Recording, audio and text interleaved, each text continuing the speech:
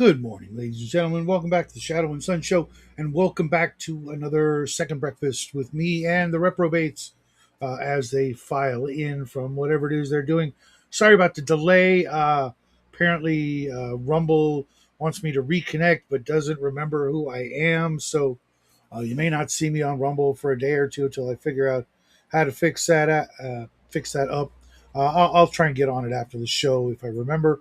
How's everybody doing? I hope you guys are having a great Wednesday, a great hump day. I hope you guys watched uh, Holy Diver this morning. He had a really cool show this morning showing off the things he's been working on.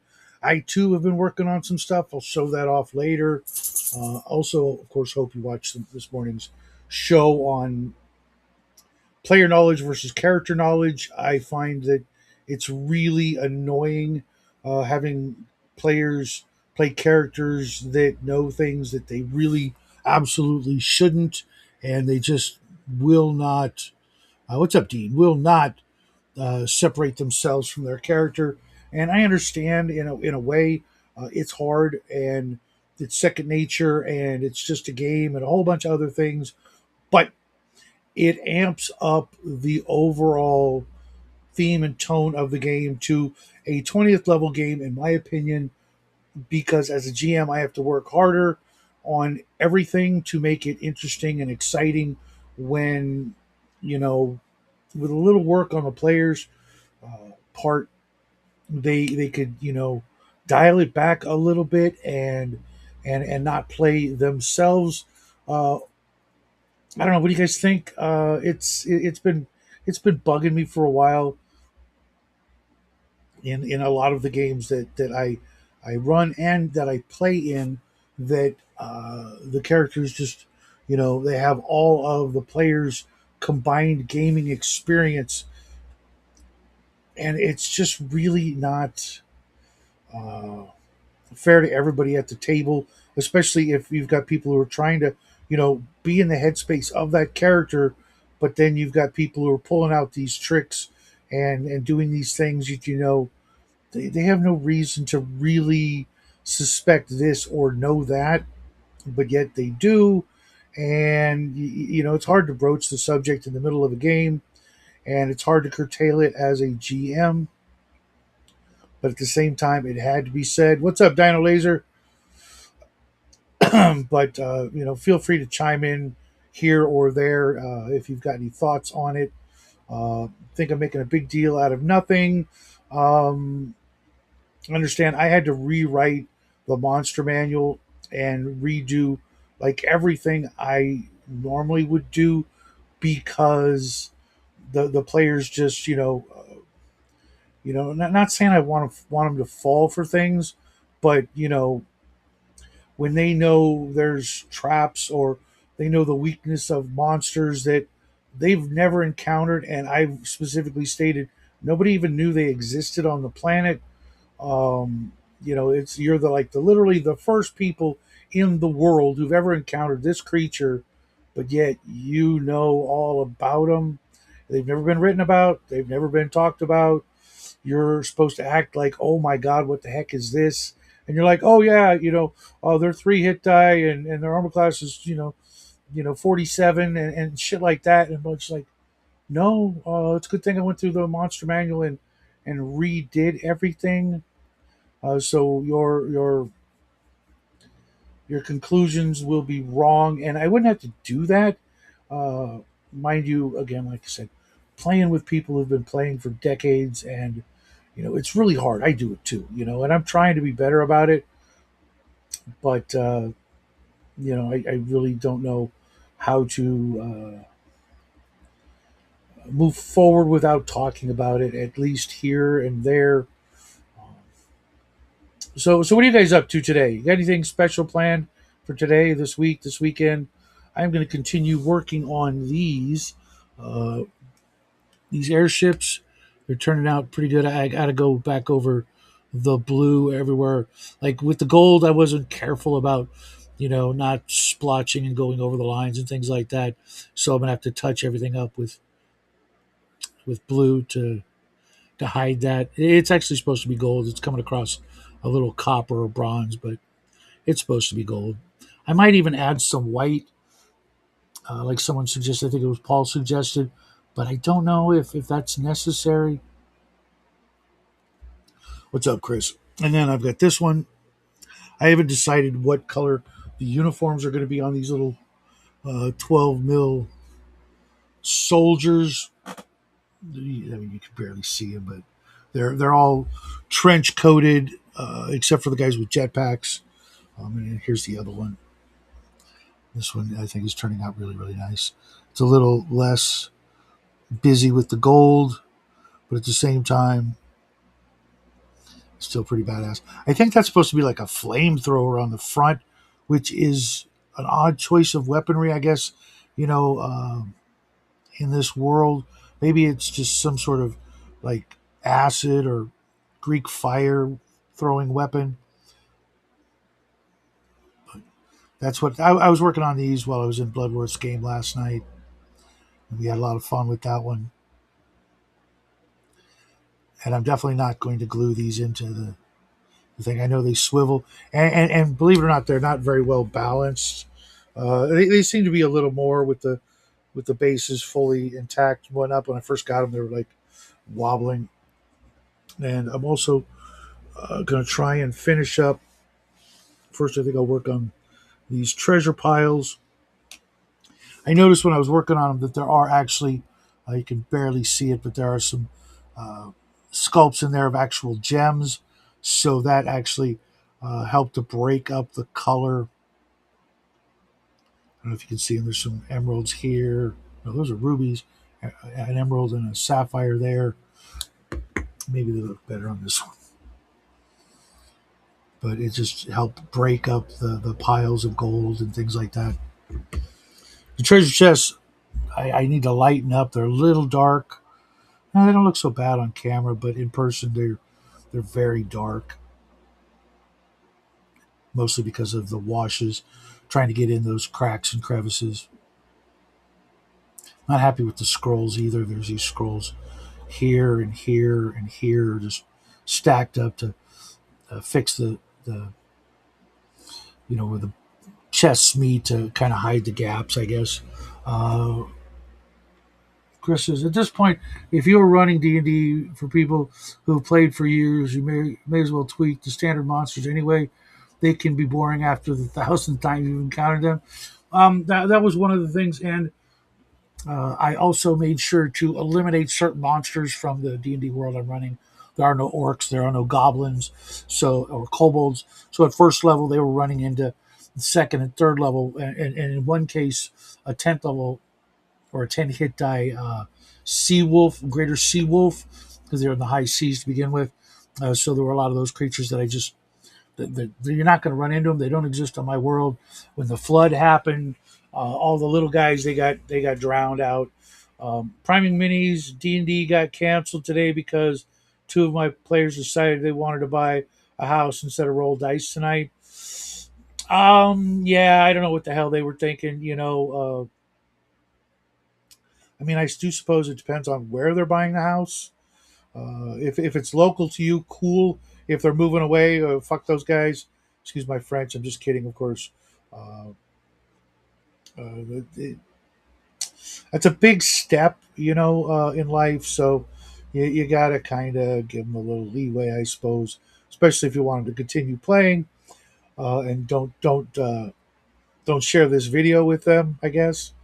Uh, but I know when we first bought our house here, we were all very, very excited, and a lot of things, became way more important, at least for the first like year of settling in and doing all the things. And oh man, Jackie and I had so much fun compared to where we used to live.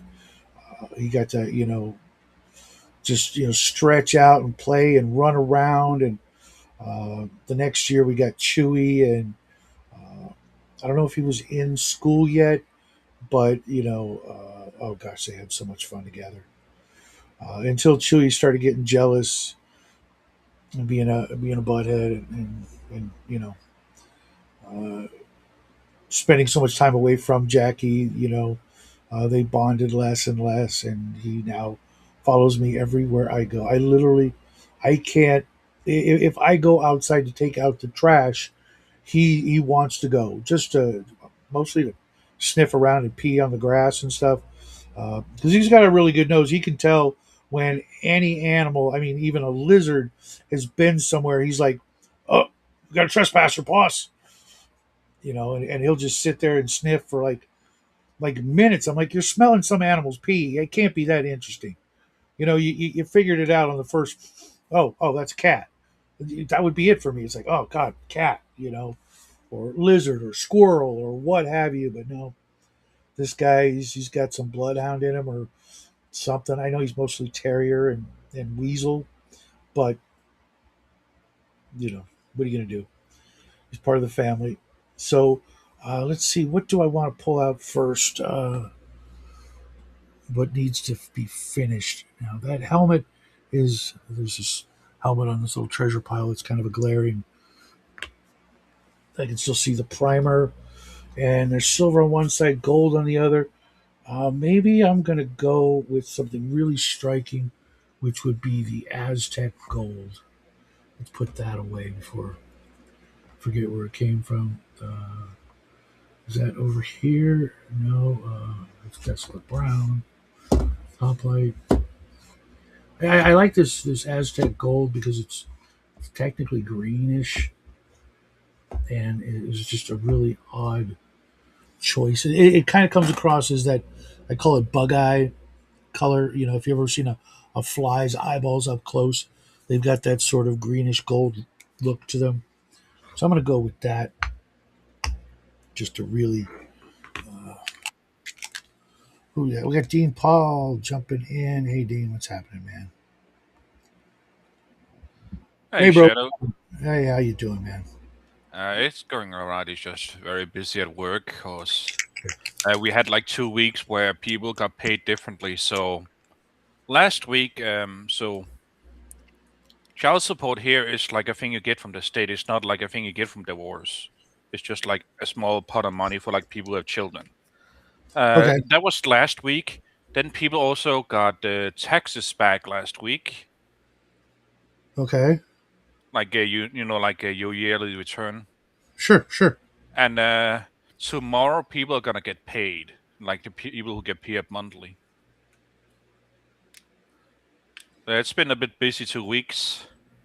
Those all sound like good things, but you kind of sound like for you it's Oh, I not so work at good. McDonald's, so like, Oh, uh, yeah, so like a lot of people come by also because like it's like located just across a big box store, okay, which I mind got you you. is a great position for it. It's just there's a Yeah, lot of yeah. traffic. People figure at the beginning of the month they can afford to splurge a little and do so. Gotcha. Now I understand. Yeah. Yeah, that's why we don't do our shopping like on a first or a second of the month because there are scores of people ahead of us with their food stamps. What's up, Pewee? And so they're you know doing that, and it always kind of pisses me off when I watch the shopping carts that are like you know All over the place. a mountain of junk food, and we're Oh yeah. really careful on what we buy in the way of junk food. I tend to bake a lot. I'll make like Rice Krispie squares or cookies or something like that instead of buying them. Yeah. And I know it really isn't cheaper, but But it's a lot healthier because you control what ingredients goes into them. right, and there's less preservatives, and or at least ostensibly there should be less preservatives. That may not be the case. I don't know. I mean, there's got to be something in there to keep them from keep the flour and stuff like that from going bad. But you're right. And I, they don't get eaten until they get made, and they don't get made until I say they get made. Therefore, you know, I don't just like make them regularly, and it's like a regular thing or anything like that. So there is that. Yeah. So we And have A question from Chris Schaefer. I don't know how the second part of his name is pronounced. What if you are in a Uh, situation where you know if your personal knowledge applies to role-playing situation? Would it enchant the situation from a plot/slash role-playing standpoint? um, that's an oddly, vaguely specific question. I think it would really depend on the exact, circumstances. I could see where, you would think that, hey, this will really help the guys. If I break out this trick of my, previous experience or some such. But I think the easiest way to think about it is, would your character have any excuse to know that thing? Is there some way, if the GM literally hit you with, how do you know that? And you'd say, well, uh, you know, I met this traveler, when I was working at the stables, and he told me this tall tale of such and such, and I'm remembering it now.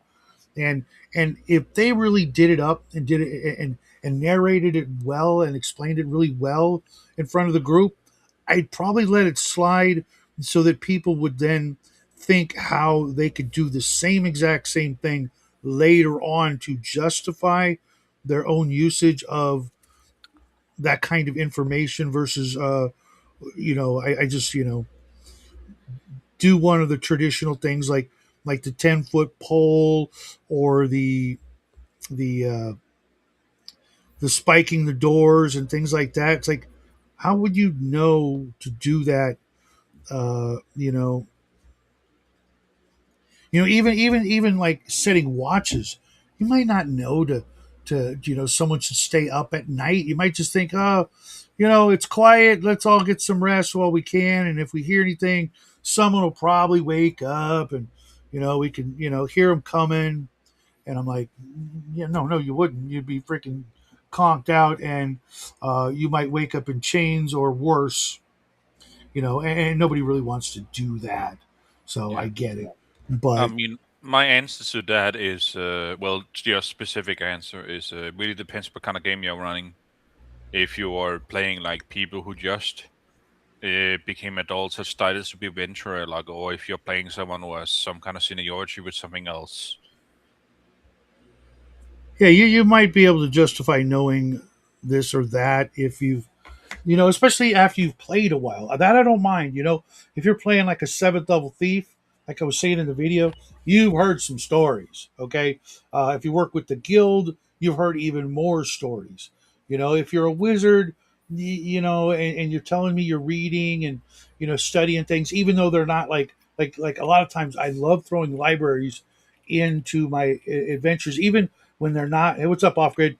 Even when they're not. Uh, Magical books. When they're just normal, ordinary, this guy was wealthy. He had a library of books, and there might be one or two really cool books that'll like give you some sort of mechanical advantage. But there's hundreds and hundreds of other books, and the player starts saying, "Well, I'm looking for books on a taxidermy or civil engineering." I'm like, "Okay, we'll check and see if they're there." Because there's this great game I've got right here, and the only reason I still hang on to it, if I can find it. Um, Here it is. Most of you probably never heard of it. Again, yeah, the hipster in me. It's called Wizards and Gunslingers, and in it, it has a crap ton of books listed. See if I can find them. It's kind of a steampunk western, skill-based game.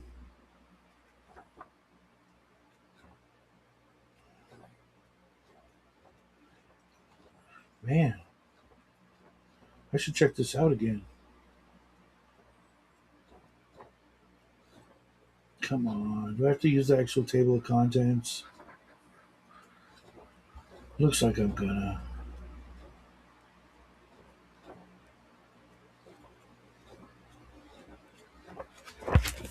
Because basically, if you read the book, you will get a bonus, and it might not be.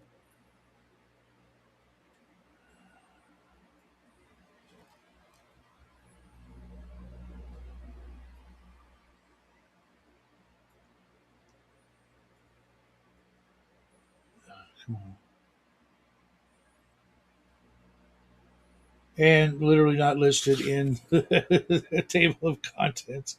And of course, there is no appendix. But uh, you might read a book and it might give you a +1 on rolls to do whatever skill that book is pertaining to.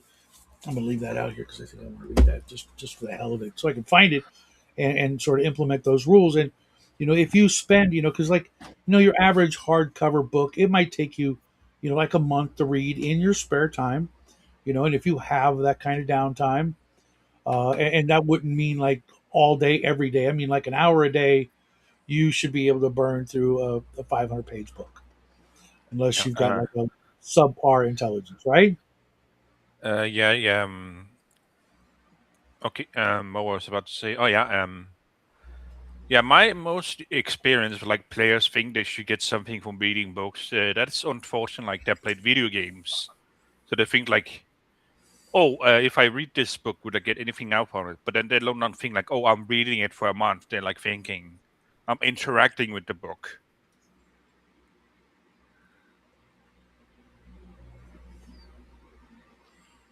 I'm sorry. Can you say that again? Oh, my experience with like players will who wants a who ask if they can get a benefit from reading a book. Uh, It's more like they have their experience from like what you call it, video games. So it's mhm. not like, oh, I'm taking a month to read this book. They think just by interacting with it, they gain something from it. Yeah, no, you'd have to dedicate some time, but I wouldn't be a total asshat. I'd find a way to give them, let them maybe read it during their watch. Yeah, Okay, you're standing watch for X number of hours, each night in the dungeon or in the wilderness. You could take one of your hours of watch time uh, to read it. Tell me which hour, and then I'll roll the d6. And if there is an encounter, I'll roll to see which hour, and if it was in fact in during that hour. And at the end of that hour, you're reading it. You're like, yeah, I'm getting a little sleepy. I better put the book away and go back to doing my job. So they could knock it out during the time, and eventually get the bonus. And if it was like a part of a series, I might do that, like volume 1, 2, and 3 of Better Homes and Garden or something. As it goes on, get a little bit better yeah, bonus. Why not? I mean, that's what books are for. That's literally what they're for. Other than entertainment, of course, is to teach people how to do things. There's a great book out there. Off Grid's probably familiar with it. The Old Ways. And there's another book on rebuilding society that people I've seen a lot of commercials for, um, and yeah, and maybe having books, little books, like I've got a first aid manual and I've got a couple of military manuals that I keep in my bug out bag, so that in case I forget something, like what exactly poison ivy looks like, I can go look it up and go, yep, that's poison ivy, and the treatment is this. Do we have any of the ingredients? No, you're fucked. Kind of thing, so that you have reference, books on hand, and maybe eventually you'll just make your own journal with the most pertinent information from said book, to where you have your own little one book that you keep with you instead of trying to lug around half a dozen other books, which anybody who's done any backpacking knows you really don't want to carry a whole lot of books in your backpack. uh, agreed. Chris says, if the person gives you an interesting enough reason why they know how they can do something or know something, you can make a note of it, maybe use it later in the game as a plot point or something, right? I was also thinking about, instituting a rule like where you have to roll to see if you know that, but that seems like really kind of messed up to have to go to that length. I don't want to police what people can and can't do on for the most part, but you know, there's some folks I know that really don't realize they're abusing their their their player knowledge, and I'm probably guilty of it and don't notice it. Maybe it's my subconscious saying, "Hey, dude, you got to stop doing that because uh, making the other players look bad because you know all this shit because you've been in, you know, more games than they have or something like that. And I'm like, yeah, but you know, no buts. You know, practice what you preach. So hopefully this will, you know, help me as well because I mean, you know, we all, or at least not all, but I know a lot of people that really, really want that first high. You know, the feeling of what it was when you started playing, and you didn't know what you didn't know, and that made it awesome. And you can't really get back to that. You know what I mean? Without, you know, someone going in and hitting you with the flashy Men in Black thing and make you forget, you know, all of the adventures you've been on before. I mean, you feel that way sometimes. You know, you want to relive or recapture that excitement. Maybe. My first like last few months was mostly like, okay, who can I invite to get a game going? Right? Okay, that's fair. I mean, But yes, I probably have had those thoughts like when I played or ran a lot more games like a few years ago, because you know, and I can't the imagine it. more you play, the more you learn, and the more you learn, the less surprise and mystery is there. Especially people like me who own hundreds and hundreds of not just role playing games, but games in general, or you know, fantasy novels and things like that. Your characters do not have access to that shit, and you know, especially with D&D characters, they are some of the most, or should be some of the most ignorant, superstitious people you can imagine meeting, right?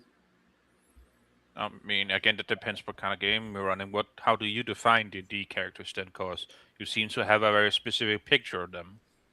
Well, Like, you know, people, you know, for the most part, who would grow up in a medieval society where education is frowned upon. You're born into your trade, and you only learn, you know, what you're supposed to learn to keep being a peasant in that situation. Even if you're a noble, you're not supposed to know how to pick locks. You know, that's frowned upon. You gutter trash. Why would you do that? You just snap your fingers and have a guard come in and open the door for you. You shouldn't even know how to turn a knob. You know, that kind of mentality where everybody's casted and classed into, you know, slots, um, pigeonholed as it were, and you know, stepping outside your little box is frowned upon by everybody, including, you know, your family, your peers, your friends, etc. You know, obviously, being adventurers, you're supposed to be, you know, different than that, but how different? You know what I mean? yeah, For but that example, just says that you run a very different game than everyone else. Not everyone else, but a lot of people, because a- acron- acronym aside, a lot of people, what do you call it, runs a medieval looking game, mostly just check wise, without all the not cast, but like all the social classes and education levels. Like, so even the game you're describing is one that's more towards, well, not so much realism, but at least rooted in, let's have hmm more the medieval stuff with the classes and education levels. well, I Whereas mean, that's most one of the. people basically, what do you call me? You can call their medieval games either Renaissance games wearing a medieval skin or classical era games wearing a medieval skin. hmm So hmm even there, you have a very different idea of D&D than other people. But go ahead. Yeah, that's a good point. And I do try to make my worlds very very different from Earth, but I mean one of the most foundational aspects of a medieval society is going to be that caste system, right? It, Yeah. you know, without it and castles and knights and kings and peasants, it's not medieval, right? In which case, you really need to start from scratch and start writing up what the society and the world is like. And there's some of those basic tropes that just fall in there, or should, if that's what you're striving for, is a Dungeons and Dragons game. Well, they all had that. Every story, even the Dragonlance stories, and from what I could tell, and the Gord novels, and every Grey Mouser and Fafford, and you know the Lord of the Rings, they all have that very earthy adherence to the Middle Ages in those respects. Yeah, Uh, but even something like Dragonlance, the way I read it, well, not as in I read it differently, but like what I read into it was like the no protagonists worries, Chris. basically were either Midwestern or like Southern farm people, and the way they were brought up and so forth. Hmm. And some of them were city people and so forth. So like Hmm. even there wasn't very medieval, even though it was supposed to be a medieval society. Hmm. Same with, like I mentioned, Fafford and the Grey Mouser. The city of Lankmar was like way beyond the Middle Ages, way beyond the Renaissance era. I mean, they're like in one of the books, one of the graphic novels, Grey Mouser is wearing sunglasses. Hmm. Oh, here I don't Like, even mean technology-wise. I just mean like yeah.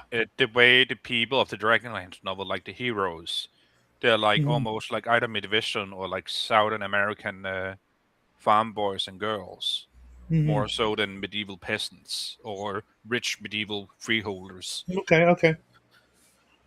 No worries, Chris. You mentioned Johnny Quest, but I have this thing. Like in AD&D, you can have a first level thief at like 15 years old, right?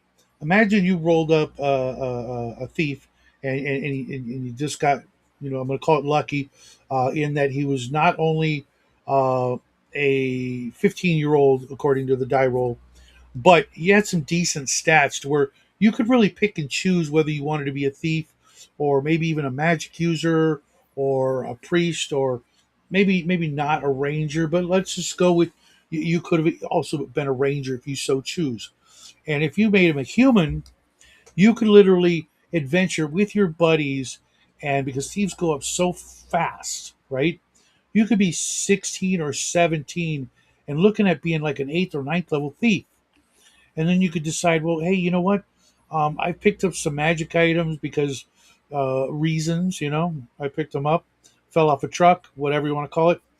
And I'm going to use this money I got, and I'm going to sort of bow out of the game for a little while and become a magic user.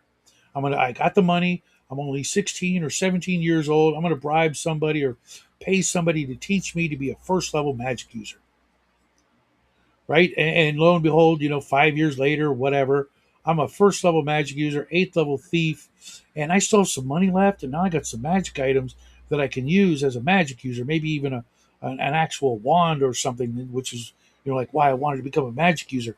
Now I'm a first level magic user with, say, a wand of fireballs with like 40 charges. I could really do some stuff and go back to you know uh, thieving without being a thief in the way that a magic user can steal stuff and not suddenly be a thief, right? I will be honest, what you described sounds more like a backstory for a dual class or whatever you call it when you advance a two class at the same time. That's only for non-humans in AD&D. Okay. In other games, it may be different, but humans have to go one profession, then another, and they can only do it in two. Um, unless find a potion of immortality or something. Whereas non-humans could be two or three or even four classes if you like happen to roll like all 18s or something. I actually had a player come to me with a character with all 18s. I'm like, you're freaking kidding me, right? Yeah, you didn't You know roll that not. in front of me. Yeah, it's just absolutely no freaking way. Even Also, even if you go go ahead. ahead. No, No, go ahead. even if you got some racial, not racial, but age bonuses, because you can get like a +1 here, there, and there. So maybe you rolled some 17s and a couple of 18s. I'm like, yeah, no. But uh, you could do that, like what I described, and still be relatively young compared to a lot of characters that start out at first level in their 20s, 30s. And a magic user can start off at like 45 years old, first level. What a loser he must be that for some reason he's 45 years old in first level. He isn't even going to live long enough to see 10th level. Yeah. So my point was to Chris about talking about Johnny Quest is that uh, I believe that some characters can get an early start, like Johnny Quest or the Venture Brothers, where because of their parents they got really tutored or shoved into the boy adventurer role early on, and could be, by the time they're 18, could literally be, close to double digits if you played it right. Look at I think his name was Darkspawn. He was this thief in Thieves World in the novels, and he was like, like 19 and like a ninth level thief. Because he was, plot armored up and the hero of one of the author's stories. So there was that, but I could see a player rolling up a character and making some good decisions, getting into some good adventures. Okay, Death Angel. So you get where I'm coming from. What's happening? Uh,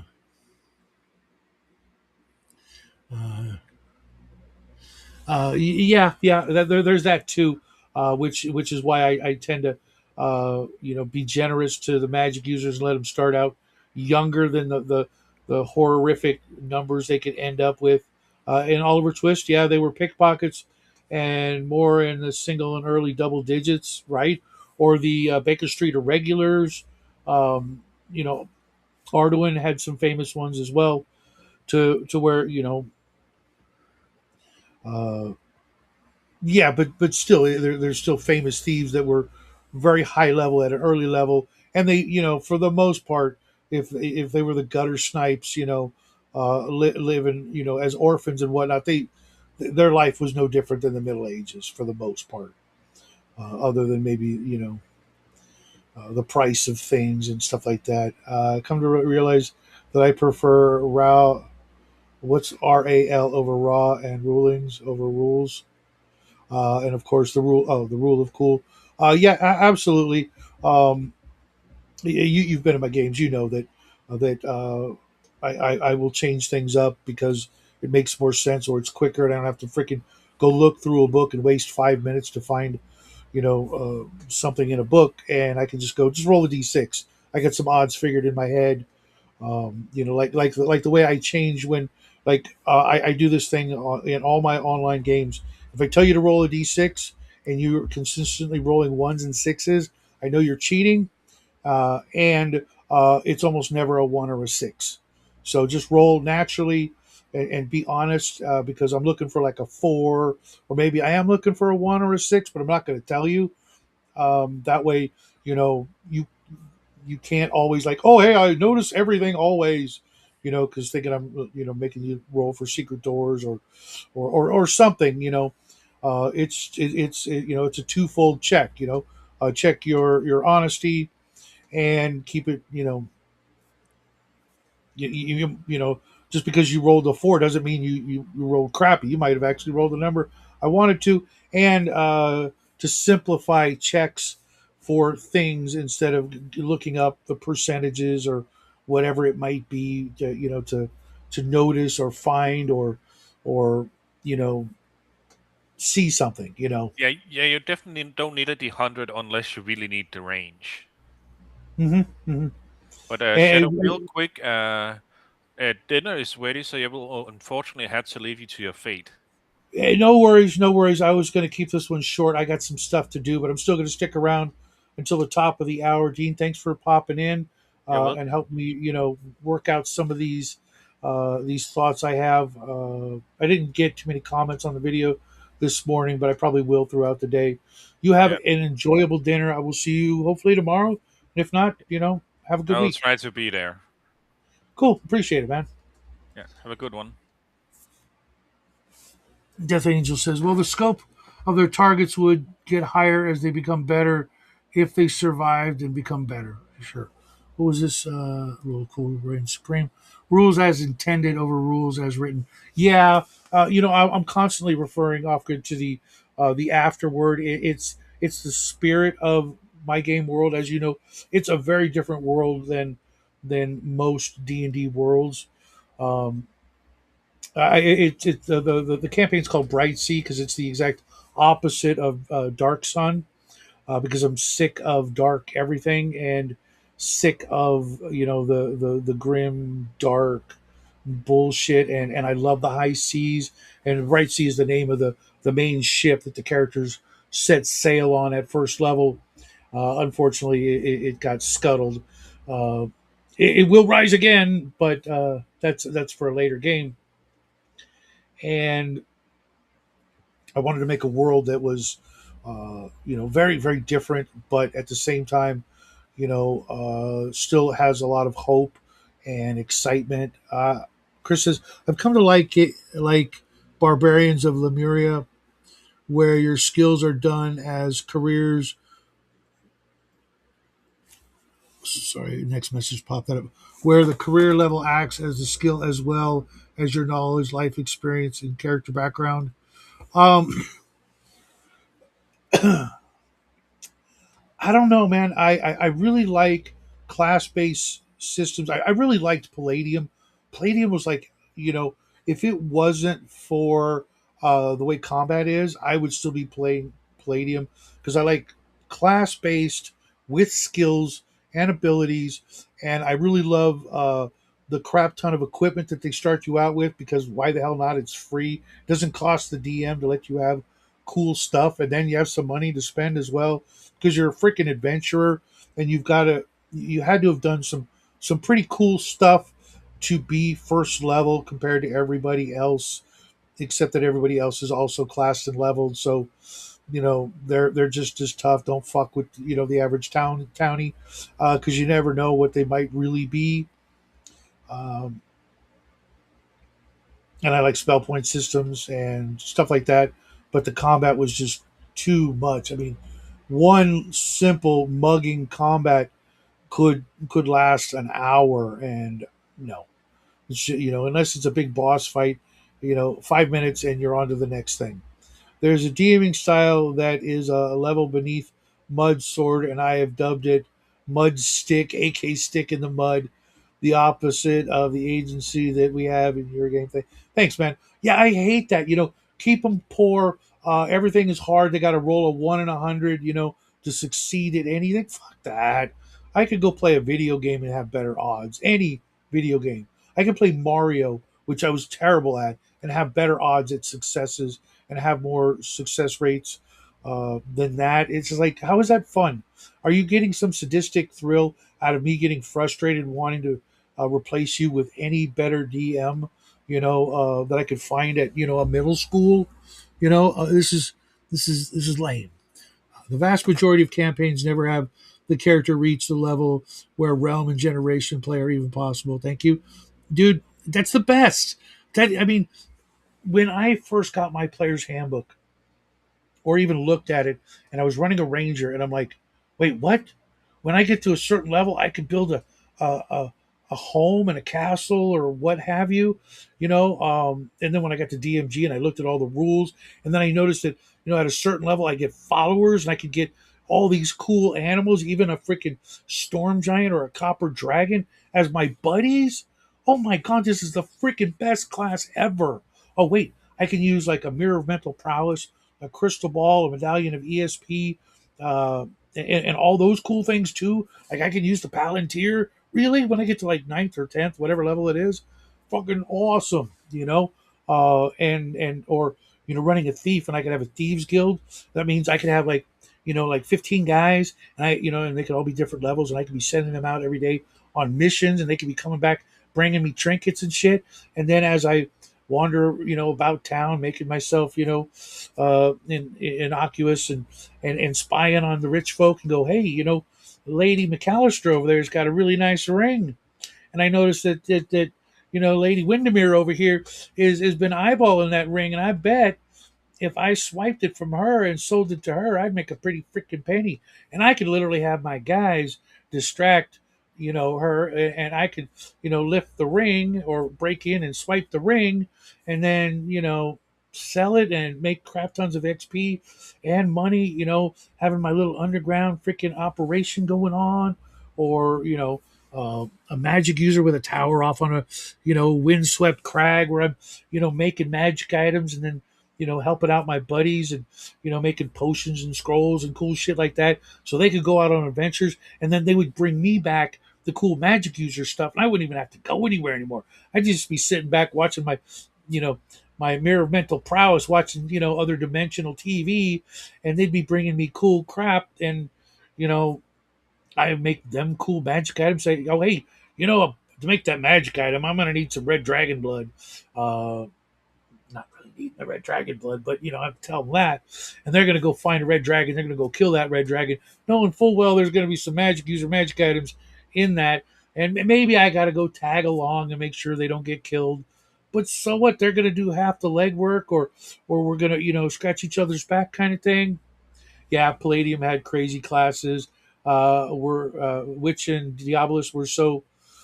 Yeah, I absolutely freaking hate that notion of the if you write a rune, it's magical. Then that gives untold power to the layperson, because it's just by virtue of it being that shape engraved in a rock, a stone, a piece of wood, the dirt. If just making that shape, then literally Mother Nature could accidentally, have a branch moved by the wind, and one in a billion chance that it's going to accidentally scrape a rune into a rock or the dirt, and some magical shit's going to happen. No, there's got to be way more to the runing, as it were, and to think that only dwarves could do that, that's way too many leaps of suspending my disdain for it being that easy for some and off limits for others. It's got to be way more to it than that. I always had like, sure, you engrave the rune, but then what most folks don't know is that you have to sprinkle certain ingredients in the crevices of said room, and maybe in layers, and then seal it up with a special, like wax or metal even, to seal the rune tight with all the ingredients and the power, which would also be akin to like a kind of chemistry or maybe even circuitry, to get the things to actually do all the magical whatevers that they did. I don't know. What do you guys think? My real life is mud stick. I don't need that. I was just saying that the other day. Um, I don't want to make a game that's worse than my player's real life. I want to do the exact opposite. I want to give them a vacation. It's like, hey, you're coming to hang out with me. I'm the host. It's like you're coming. Like if you were coming to my house, I wouldn't put you to work.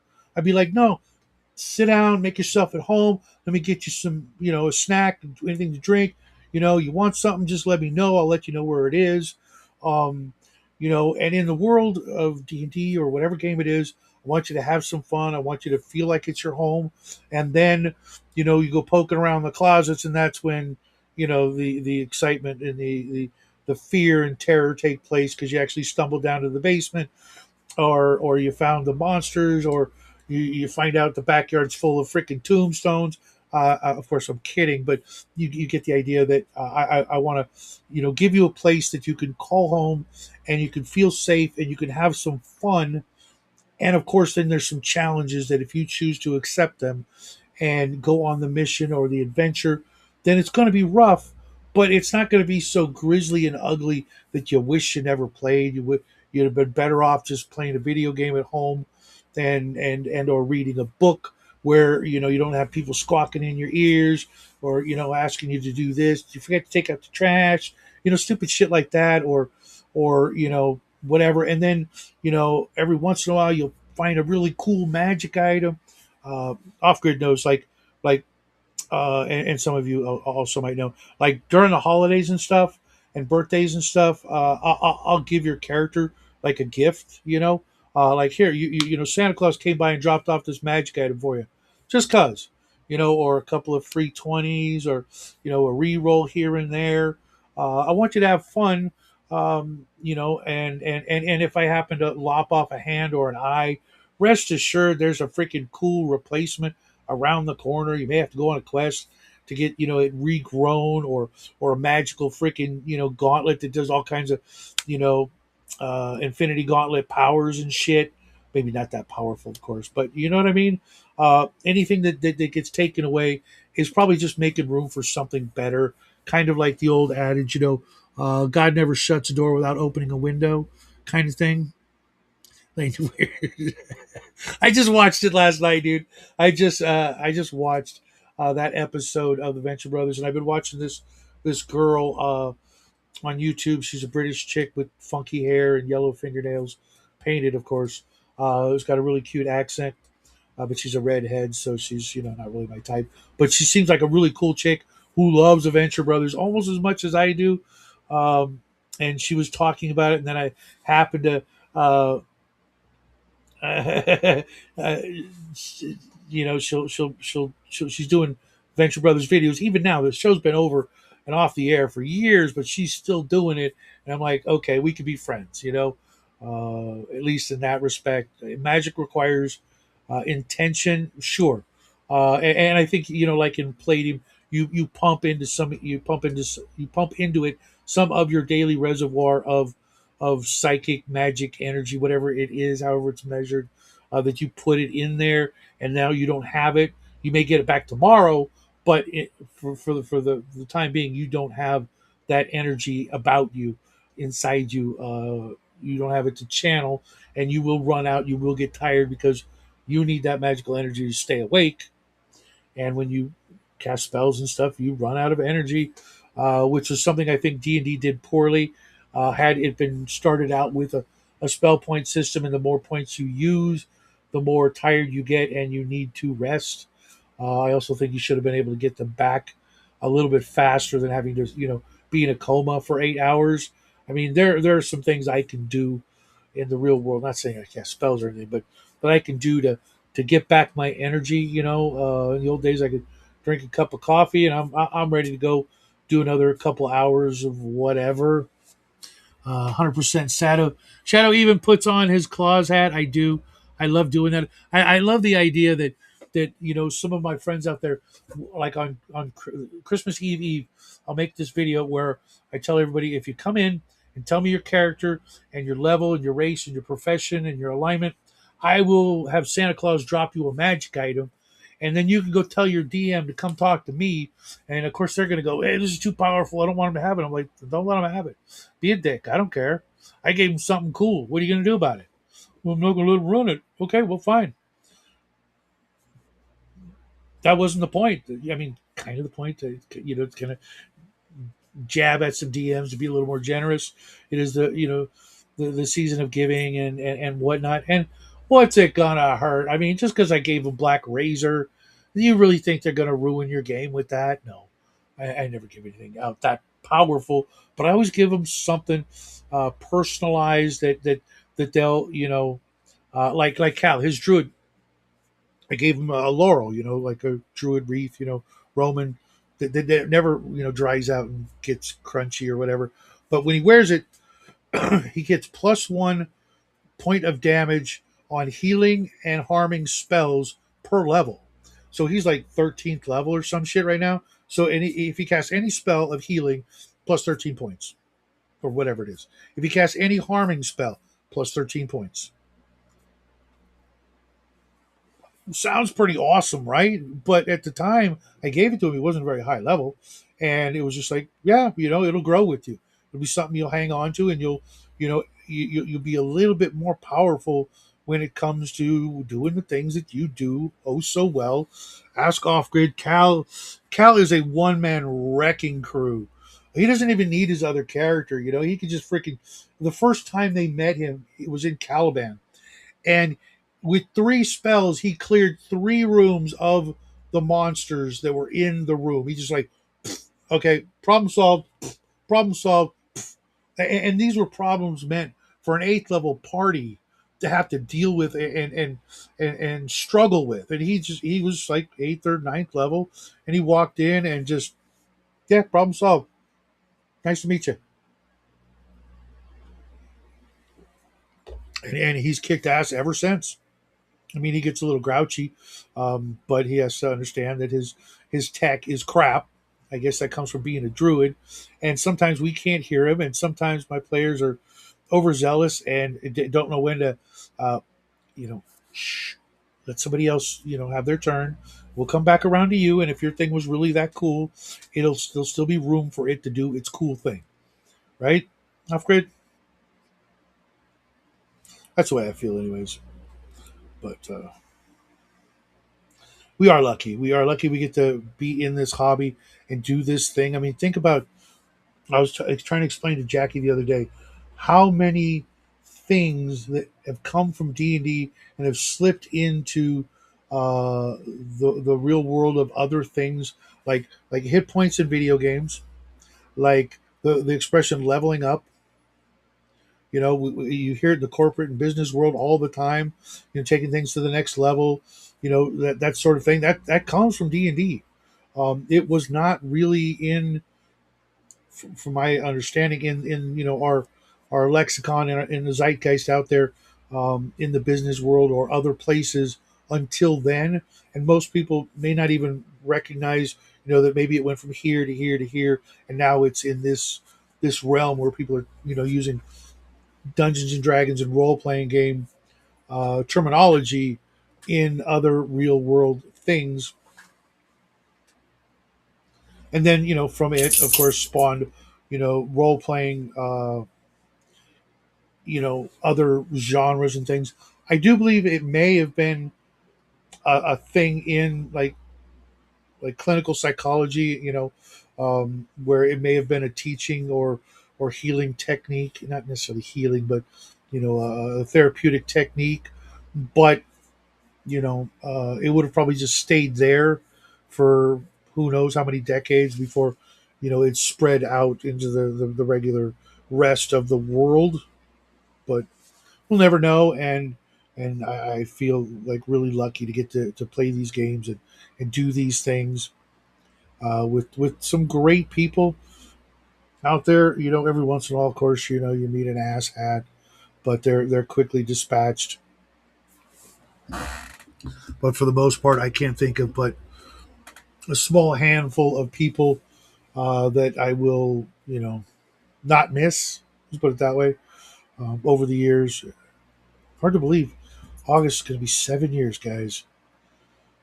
We are starting our seventh year. I think like August 4th or August 6th. The same day OGGM started his channel, but years later, or is it his birthday? One of the two. Um, and couldn't have done it without you guys. But since I am all alone by myself, even the chat has slowed down. I am going to bid you all a wonderful day. I'm going to go off and do, as I tell my dog, people stuff. I will see you guys tomorrow. Tomorrow's Thursday, so I will have a video in the morning and, of course, second breakfast. Until then, folks, have a great day. And as always, happy